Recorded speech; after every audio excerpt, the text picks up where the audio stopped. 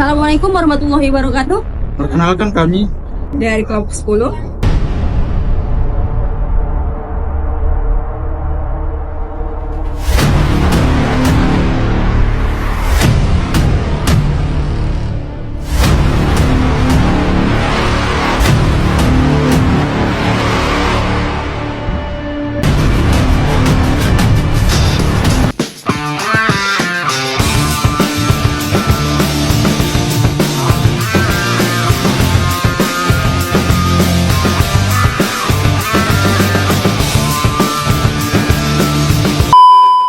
Assalamualaikum warahmatullahi wabarakatuh. Baik, di sini saya akan menjelaskan materi tentang pegadaian konvensional.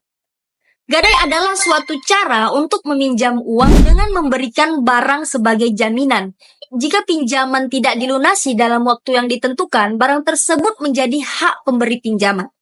Di Indonesia, pengaturan gadai konvensional terdapat dalam Kitab Undang-Undang Hukum Perdata pasal 1150 hingga 1160. Nah, selanjutnya ada objek pegadaian. Objek yang dapat digadaikan adalah barang bergerak, baik yang berwujud seperti kendaraan maupun yang tidak berwujud seperti saham. Nah, selanjutnya perjanjian gadai. Gadai berlaku jika ada perjanjian yang jelas mengenai objek jaminan. Perjanjian gadai adalah tambahan dari perjanjian utang piutang yang sudah ada sebelumnya. Selanjutnya, hak dan kewajiban penerima gadai. Yang pertama adalah hak penerima gadai atau kreditur. Nah, hak bagi penerima gadai, mereka berhak menerima pelunasan pokok utang dan biaya lainnya. Kemudian tidak diperbolehkan menyerahkan barang jaminan sampai utang dilunasi. Selanjutnya, jika terjadi wan prestasi atau pelanggaran perjanjian, kreditur berhak menjual barang yang digadaikan untuk melunasi hutang. Dan hasil penjualan digunakan untuk membayar hutang. Sisa hasilnya dikembalikan kepada penggadai. Nah, yang kedua ada kewajiban penerima gadai. Penerima gadai wajib menjaga dan menguasai barang jaminan tanpa niat untuk memiliki atau menjualnya. Dan penerima gadai wajib bertanggung jawab atas kehilangan atau kerusakan barang karena kelalaian. Selanjutnya, hak dan kewajiban pemberi gadai atau debitur. Jadi yang pertama, hak pemberi gadai. Nah, hak bagi pemberi gadai, mereka berhak menerima uang dari kreditur. Selanjutnya juga berhak mendapatkan kembali barang jaminan setelah melunasi hutang. Dan berhak menuntut ganti rugi jika barang jaminan rusak tanpa perbaikan oleh kreditur. Nah, yang terakhir berhak mendapatkan selisih hasil penjualan barang jaminan setelah dikurangi hutang. Selanjutnya, kewajiban pemberi gadai. Jadi pemberi gadai wajib menyerahkan barang jaminan kepada kreditur dan melunasi hutang kepada kreditur serta mengganti biaya yang dikeluarkan oleh kreditur untuk menyelamatkan barang jaminan. Perjanjian gadai berakhir karena beberapa alasan. Yang pertama, pelunasan hutang. Yang kedua, novasi atau pembaharuan hutang. Yang ketiga, penghapusan hutang. Yang keempat, pengembalian barang jaminan oleh kreditur.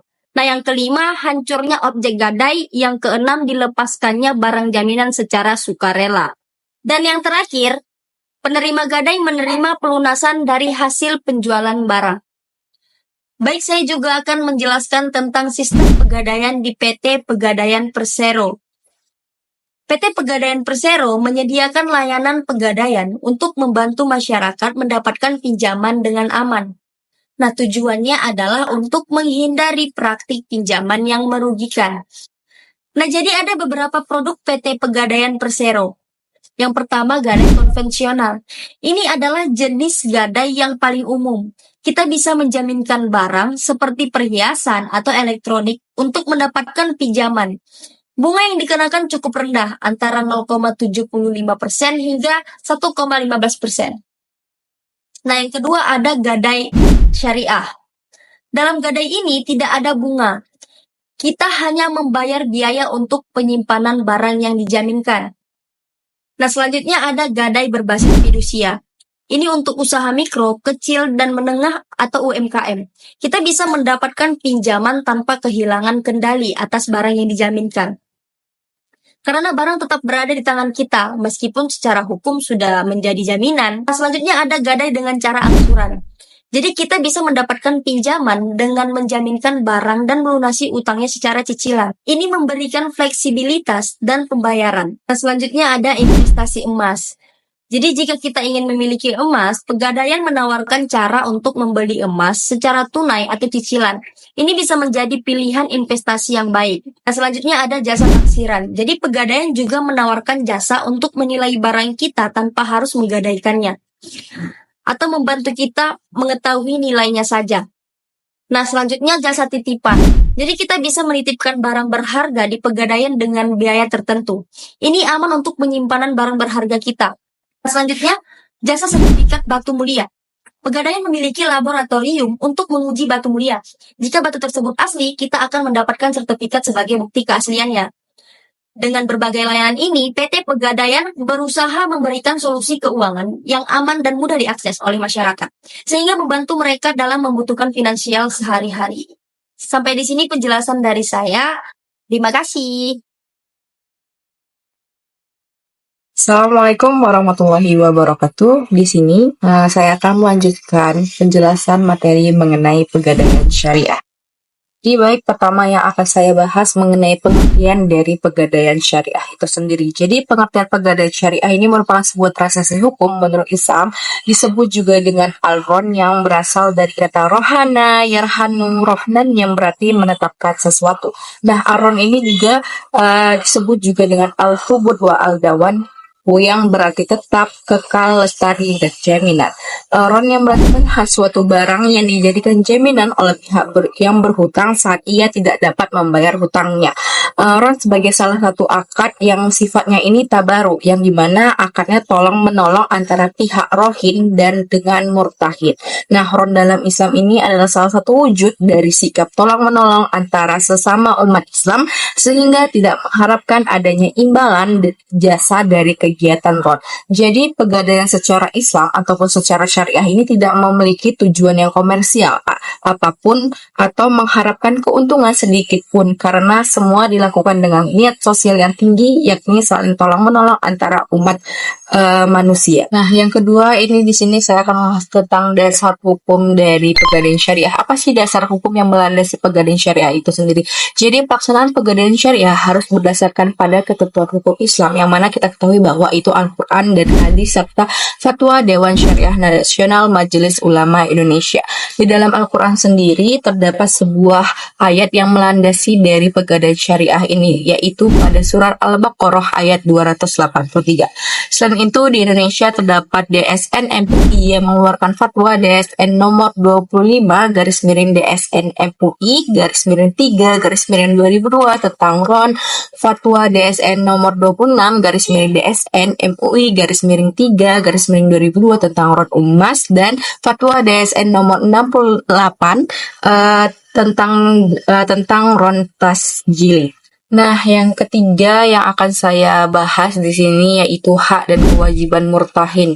Nah, murtahin ini merupakan pemegang gadai yang dimana hak dari murtahin itu dia dapat menjual marhun atau barang bila telah jatuh tempo rohin belum memenuhi kewajibannya, dan hasil penjualan marhun yang digunakan untuk melunasi utang ataupun marhun B dan selisihnya diberikan kembali kepada rohin. Nah, yang kedua itu ada berhak mendapatkan biaya penggantian yang dikeluarkan murtahin atau penerima gadai dalam menjaga marhun. Nah, selanjutnya yaitu ada berhak menahan barang atau marhun yang diserahkan oleh rohin atau pemberi gadai selama marhun B atau utang belum dilunasi. Nah, yang kedua itu ada kewajiban murtahin atau pemegang gadai. Yang pertama itu ada bertanggung jawab bila terjadi kehilangan atau merosotnya atau menurunnya kualitas nilai dari marhun ataupun barang yang digadaikan akibat kelalaiannya, tidak memanfaatkan dan menggunakan marhun atau barang jaminan untuk kepentingan pribadi, wajib menyampaikan kepada rohin sebelum diadakannya pelelengan marhun. Mungkin itu sebagian dari hak dan kewajiban yang harus ditaati oleh pemegang gadai. Baik, di sini saya akan melanjutkan yang dimana menjelaskan mengenai hak dan kewajiban rohin atau pemberi gadai yang sebelumnya dijelaskan bahwa hak dan kewajiban dari murtahin, yang dimana hak rohin ataupun pemberi gadai berhak menerima kembali marhun ataupun barang setelah rohin atau penggadai melunasi hutang tersebut, berhak menuntut ganti kerugian atas kerugian kerusakan dan hilangnya marhun ataupun barang, berhak mendapatkan selisih atas penjualan marhun setelah pelunasan hutang dari marhun B dan biaya-biaya lainnya. Nah, yang kedua itu ada kewajiban rohin pemberi gadai, yaitu wajib melunasi hutang ataupun marhun B dari murtahin atau penerima gadai sesuai perjanjian yang telah disepakati, beserta biaya-biaya yang mengikutinya. Wajib mengikhlaskan penjualan marhun atau barang bila telah jatuh tempo karena tidak melunasi marhun B atau hutang kepada murtahin atau pemberi gadai tersebut. Nah, selanjutnya yang terakhir yang akan saya bahas yaitu mengenai aktivitas syariah PT Pegadaian Persero. Apa sih aktivitas yang dilakukan oleh PT Pegadaian Syariah, yang mana PT Pegadaian Syariah ini pegadaian bron bentuknya ujrah atau upah dihitung dari taksiran barang yang menjadi jaminan dengan tarif ujrah maksimal adalah 0,71% per 10 hari dengan waktu maksimum 4 bulan dan dapat diperpanjang. Nah, yang kedua itu ada pegadaian arum atau aron untuk usaha kecil dan mikro, layanan bagi pengusaha kecil dan mikro, jaminannya bisa PPKB, emas, dan agunan lainnya yang dipersyaratkan.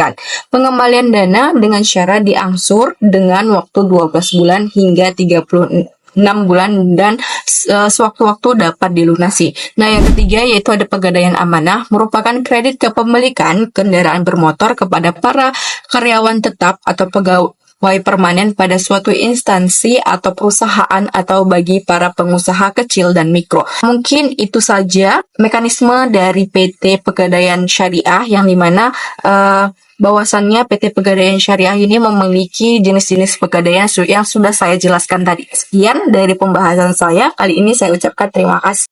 Assalamualaikum warahmatullahi wabarakatuh. Di sini saya akan membahas perbedaan pegadaian konvensional dan pegadaian syariah. Pegadaian adalah lembaga yang memberikan pinjaman dengan barang sebagai jaminan, bagi menjadi pegadaian konvensional dan syariah. Pertama, prinsip dan dasar hukum. Pegadaian konvensional beroperasi berdasarkan hukum positif dengan prinsip tolong-menolong, namun keuntungan diambil dari bunga dan sewa modal. Sedangkan pegadaian syariah beroperasi berdasarkan prinsip syariah Islam, mengutamakan sukarela dan tolong-menolong tanpa riba, sesuai Fatwa Dewan Syariah Nasional. Selanjutnya, sistem pembiayaan dan proses transaksi. Pegadaian konvensional memungut bunga atas pinjaman yang bervariasi, proses cepat dengan fokus finansial. Sedangkan pegadaian syariah menggunakan ujroh atau biaya jasa tanpa bunga, proses juga cepat tetapi mempertimbangkan prinsip syariah. Selanjutnya ada jaminan dan objek gadaian.